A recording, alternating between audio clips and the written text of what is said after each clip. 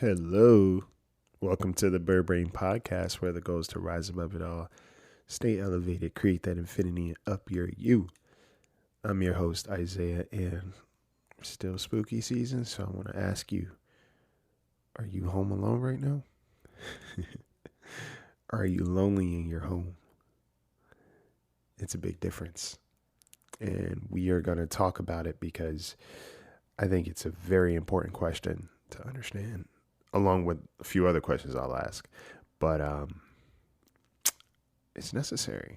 So we are going to talk about that and we're going to unpack it. And so if you are driving, seatbelts. If you're at home, seatbelts. And prepare for this ride. All right. So stay tuned.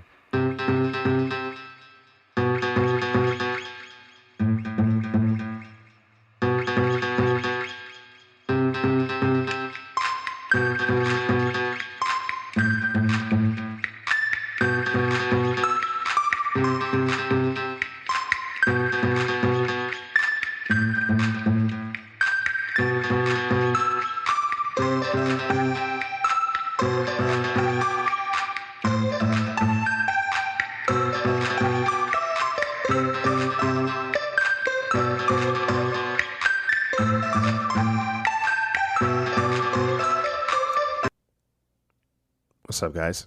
So before we go any further, we got a new Patreon supporter. Let's go. Miss Rebecca Augustine, thank you for being a patron. And if you'd like to become a patron or Apple Podcast subscriber, you get bonus content, ad-free episodes, early access. You get all the things, all the things. So, if you want to join, do the damn thing. But yes, Rebecca, it's great to have you here. Thank you for showing love to this little birdie. And I hope you enjoy your stay. All right. Guys, and shout out to all the patrons and Apple Podcast subscribers. Y'all are dope. And I hope you guys realize how much it means to have your support. And just have you guys tuning in, and just being a part of this thing. You know what I'm saying? It means a lot. So thank you. With that being said, I had someone reach out to me recently, and when you talk about impact, it's kind of wild sometimes because you never know. With social media, is like your reach and access is wider than you think, and how do I say this?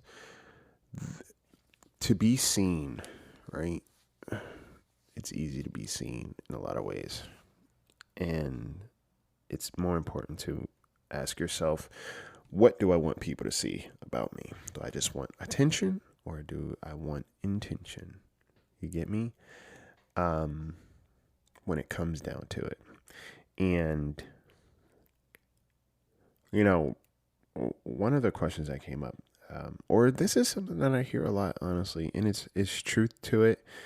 And I think for me, I don't think about it as much in context. And it could be for my own reasons, obviously, but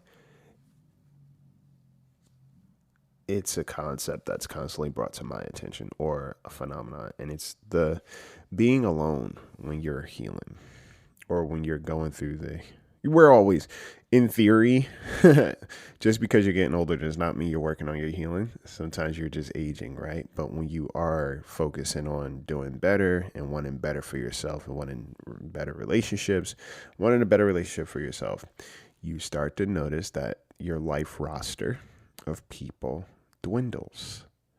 It decreases in a big way.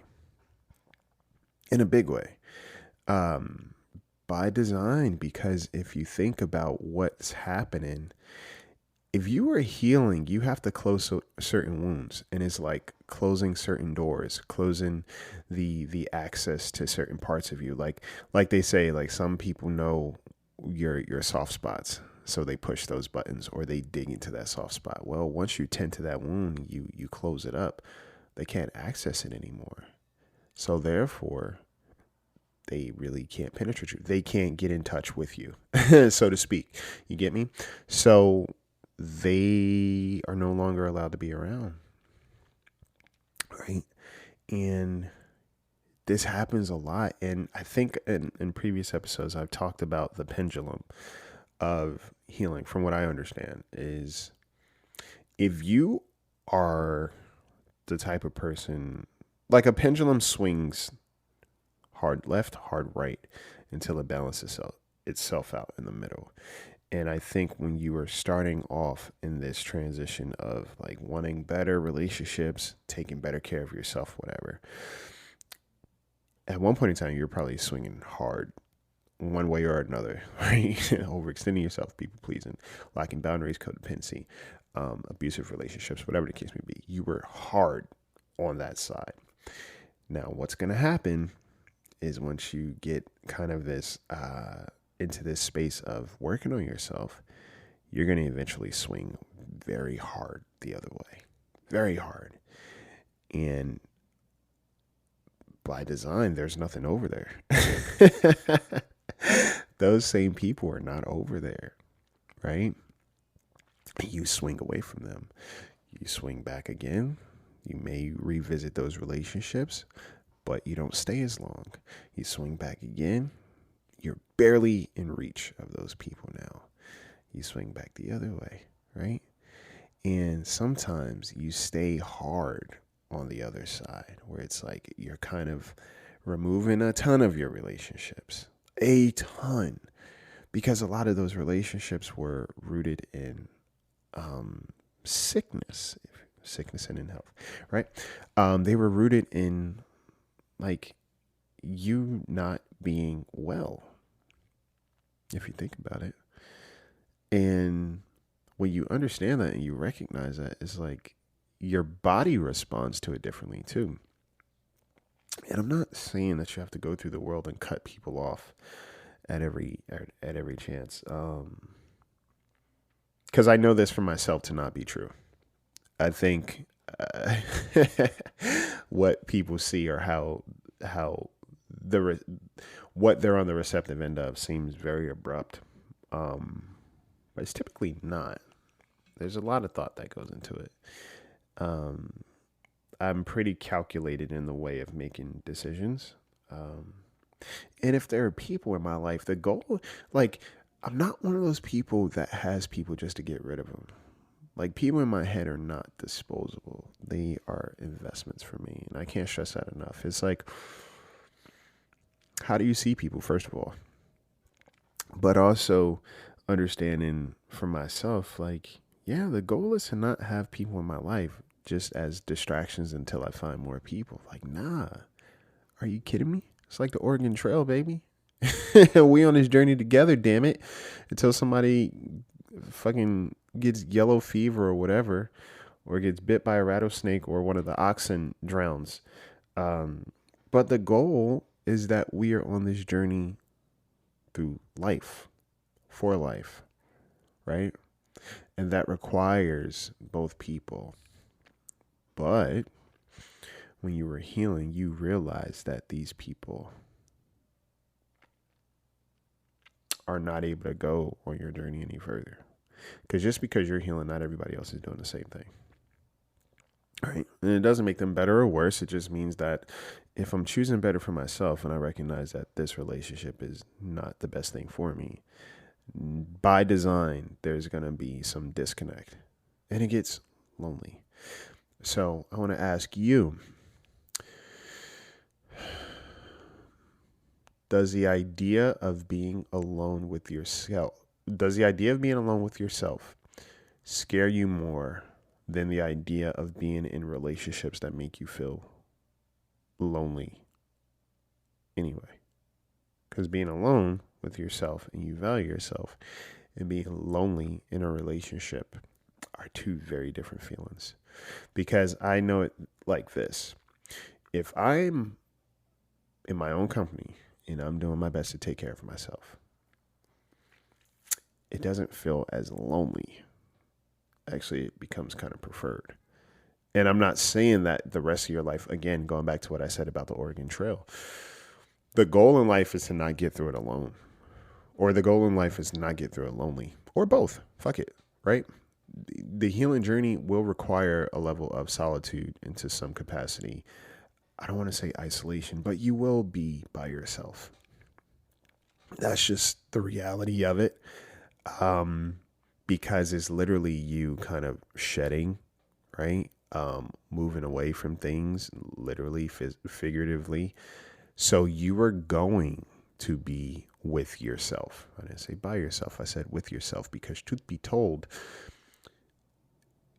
the idea of being alone, I think, scares people into relationships that make them feel lonely, right?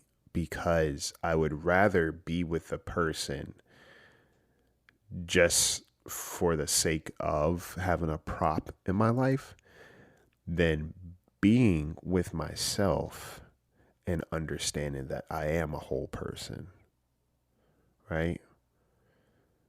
It's a difference between someone complimenting your life and you feel like somebody completes your life. Very big difference.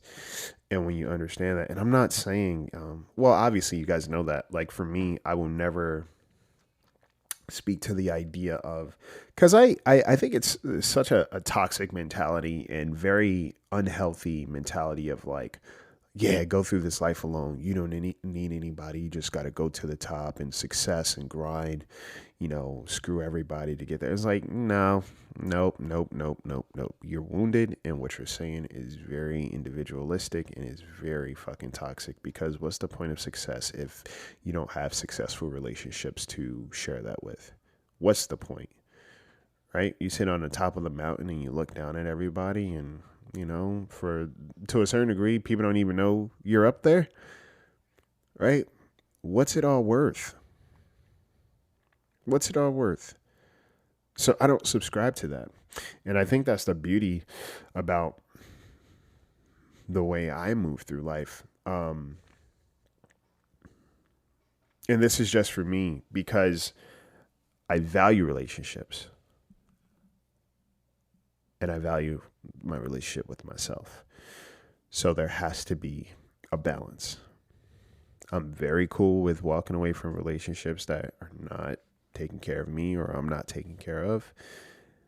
I'm very cool being in my own space.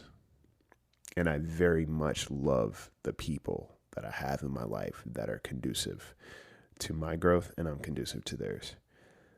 And that's the balance that you want to have. In other words, I'm not afraid ever of being in my own company and being with myself. It doesn't bother me. It's actually a beautiful thing, because I know Isaiah is always up to something, right? Even when I'm idle, right? I'm just chilling, Someone asked me, they're like, how do you, and this was a great question because they said, how do you build community as you go through your healing journey, because it gets lonely? Like, so how do you build community from there? And I had to think about it because I was like, man, it is a thing that I realized, like, it's hard to, I don't want to say it's hard to connect, but like it gets a little bit more challenging to connect with a lot of people. It's just not there. For me personally, speaking for me, because they asked me, and I was thinking about it. I was like, you know what? I just do me. Right? I work on being the best version of myself, because if I see that as my only job in life, right? People will come and people will go. Some people will come, will stay. And the people that stay are also people who value themselves. Your only job in this life is to work on being a person that you value, right? And understanding when it comes to building community, not everybody that you try to build with is going to reciprocate. It's not going to happen, right? The goal is to not be liked by everybody. The goal is to be valued, right? So when you go out into the world and you try to build with people, it's not going to happen every single time. But it will happen still, nonetheless, right? I was just thinking about that recently. I was like, there have been times, I made the effort I'm always willing to make effort, like to build with people, right? Like I'm very intentional about that. I have no qualms about trying to build bonds with people because how else the hell is it going to get built, right? Um, that's why, when people say, oh yeah, I don't reach out to anybody, everybody reaches out to me or whatever the case may be. The beautiful thing about making effort is if you do it right the first time, you don't have to go back and check and do it again. You see what I'm saying? And what I mean by that is if I show up as myself the first time, I don't have to go back and check later to make sure who I was, right? So if someone doesn't reciprocate effort when it comes to me, all right, bet, right? Did I do my job? Yep. Okay. Moving forward is none of my business. So even if they come back around, I now have decision in terms of like if I even want to engage in this relationship or even cultivate one. Why? Because I did it right the first time.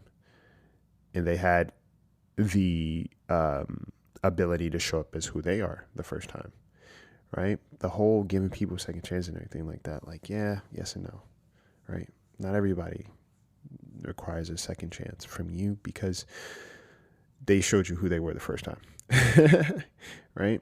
So in that, I really try to level in that, but also when it comes to your relationships, understand that there's a difference between holding on to your relationships and reaching for them, right? When you feel a relationship starting to dissipate, does this thing happen in you where it's kind of like this anxiety of like I gotta like hold on to it, so like I gotta dig my feet into it to keep it, right? Once it's at that point, that's kind of an indication that the relationship is in its season of ending, right? And it doesn't mean that the whole relationship ends, but it could potentially mean that this relationship, the season that it is no longer serving its purpose, or it served its purpose up until this point. So you start to feel it kind of dwindling a little bit. You feel that change on another level. And immediately there's this fear of loss, right? Where it's like, this relationship. And I'm talking about all relationships. I'm talking about friends too. Because those are the worst, bro. When you recognize that you and your homie are drifting, the best thing that you can do is to not do anything. And I don't mean to not make effort in the relationship, because if this person matters, yes, they matter. But what I mean is to not do too much to try to keep people in your life, right? There's this difference, and you have to be mindful of what it feels like. Because if you are just making effort to be intentional, you know how you move, you value your relationships, you show up, whatever, you don't have to do too much, right? But what you can do is recognize what's being done on the other end. Or if this relationship just is not moving forward, right? It's not moving forward. And if we go into like attachment styles, whatever the case may be, anxious person will try to latch onto that. Like you start doing things, or you're overcompensating, right? Or you're overextending yourself. And it's like you're stressing yourself, right? Because you feel this pull, right? You feel it. And it's like you instead of you holding on to the relationship, you're kind of reaching for it. And when you're reaching for it, it means that it's out of your reach, right? You're extending yourself to hold on to this relationship that's kind of, in a lot of ways, will always be out of reach. Because if there is a drifting, a lot of times when feelings are involved to some capacity, like your feelings about the relationship, about the person, or whatever the case may be, it's starting to change, right? And if you're healing, then your feelings about the relationship, they're going to change. And what happens? The relationship changes. Why? Because how you're navigating it is different. Even on an energetic level, it's very different. And it's felt. Like if you're paying enough attention, you know, right? You know. But it doesn't mean somebody's abandoning you. And I think that's the part that people have to get over when they say, oh, yeah, healing is so lonely. It's like, what's the alternative? What's the alternative? Because I'd much rather be in my own company than constantly, every time I'm in the presence of somebody or as soon as I walk away from them, I feel alone. Alone is such a way of like, I feel like I just got left out there, right? That's a very different feeling. So being in my own company or just being around people who are good company, I'd take that any day. In truth be told, it is few and far between. But if you want better, you have to accept the idea of traveling with a lot less. Okay?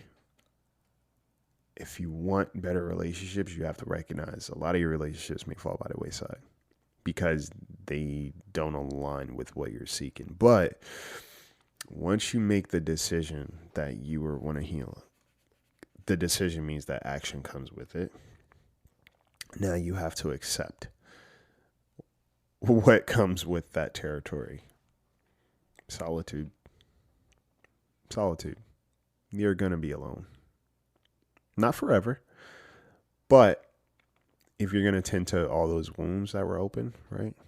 If you're going to tend to that wounded person, that was connecting with other wounded people in a very unhealthy way, you are going to be alone for a little bit. Okay? But don't see that like a punishment. Healing is not punishment. Okay? Healing is not punishment. It's opportunity to pat yourself up, to take care of yourself. So when you go back into the world, you connect with people who see your wounds and are like, oh man, you've been through a lot. Let me make sure I'm mindful of those wounds. Okay. Let me make sure I'm not hitting you in tender spots. Like, let me just make sure I'm taking care of you. And you do that for those other people too. And that all comes with healing because it's just intention, right? But don't see healing as like isolating. It's not a punishment. And I think a lot of times when people are working on their healing journey, they see kind of like this thing of like, oh yeah, I'm going to be alone now. It's like, where's the problem? Like community is important, but community is important. If you just want to have people around you just for the sake of attention, then yeah, you can always find that. Trust me, people will be willing to be in your life and get what they need from you and give you the attention that you need for a moment of time until their needs are met. It's perfect. But if you're really seeking longevity in your relationships and some kind of wealth of relationships, you're going to have to do a little digging. And that's with everything in life. Like we fail to realize that everything that is of value is a little bit more, I don't want to say challenging, but requires a different kind of finesse and pivot to attain or to sustain. And as delicate as relationships are, and as much as relationships influence who we are, we fail to realize that sometimes. Like, no. Honest relationships, healthy relationships, it's going to take time to find them. That's just the truth. Okay? But don't see your moments of like solitude as punishment to yourself. No. This is you honoring yourself. You saying, hey, you don't belong everywhere. Okay? You don't belong to everybody. You don't belong to anybody, technically. Okay? So yeah, just accept that. Accept being alone, home alone. Okay? Accept that because it is going to happen. It's not permanency, but it is a part of the process. And I think that's the part that scares people the most is like being alone. It's like, all right, I mean, I'd rather be with me to be around somebody else and I feel like I don't have anybody. Fuck that. What are you doing? Right? So yeah, just a thought. Be okay with being home alone and enjoy that process, right? Get to know yourself better. Figure out your ticks, your icks. Embrace that person, because a lot of times we expect other people to do it for us first, and that's not how it works, okay? So yeah, that's all I got, guys. That is all I got. I will be dropping a Night Owl short film. I thought I was gonna do like a full length horror radio episode, but I think I'm gonna just drop this short film for you guys on Halloween night. So if you are not on the YouTube channel, go follow the YouTube channel because it will be up there. I might still do a Halloween radio episode too. And if you guys want to support, like it'll be, I think of it like a movie night, because Halloween for me is always like, I just like to chill and watch movies, right? And it's like a little admission thing. So if you want to like, donate, pay admission, so to speak, and check out the film or even the radio show if I do one, yeah, that'll be much appreciated, because I will have actors involved in this productions, or doing these things takes a lot of work from your boy. So, it's appreciated. It's appreciated. I don't know. I don't know how I'm going to do it yet, but maybe I'll set up like a Cash App or something like that. And if you guys just want to contribute, that'd be so sweet. Because I like to treat it like a movie night. And speaking of movie night, my movie premiere, Voodoo Macbeth, it was a great turnout. Truly an amazing time. And I think, seeing yourself on screen and seeing your name on screen is such a crazy thing. I think I still haven't really gotten used to it yet, right? Been in this game for a minute, but I haven't gotten used to it just yet. And one of the things I'm learning again is to just value the person that is, right? Value that person and take it all in. Because I think society wants us to rush past our goals or rush past our accomplishments just to do more thankless work. And it's, you got to value yourself because you work hard. Okay. And if you're doing it the right way, that matters. Right? Let your only job in this life be to be you. Because if you're being you, and that's all you're being, you don't have to go back and check and see who you were. You just know my only job was to be myself. And I will meet people that value that and mirror that. And we'll go from there. Okay.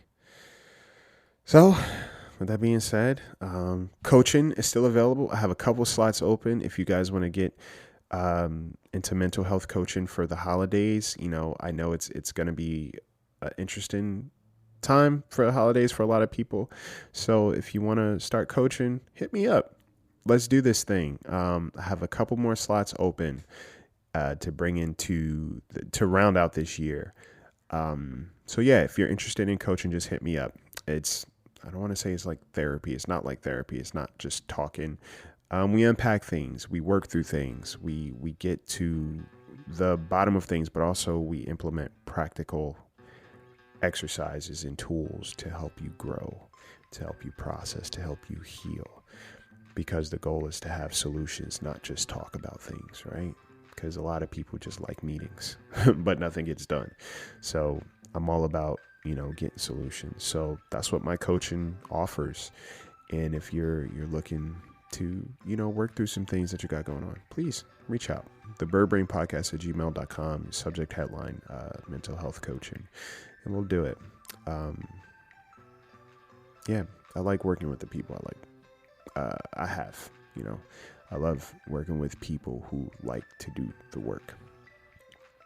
It's a great time, and there's always something beautiful that comes out of it. So yeah, I think that's it in terms of homework. I think that's it. So I hope you guys have an amazing week. I hope you guys take care of yourselves. Hope you guys take care of yourselves. And I hope you guys take care of each other. All right? Take flight.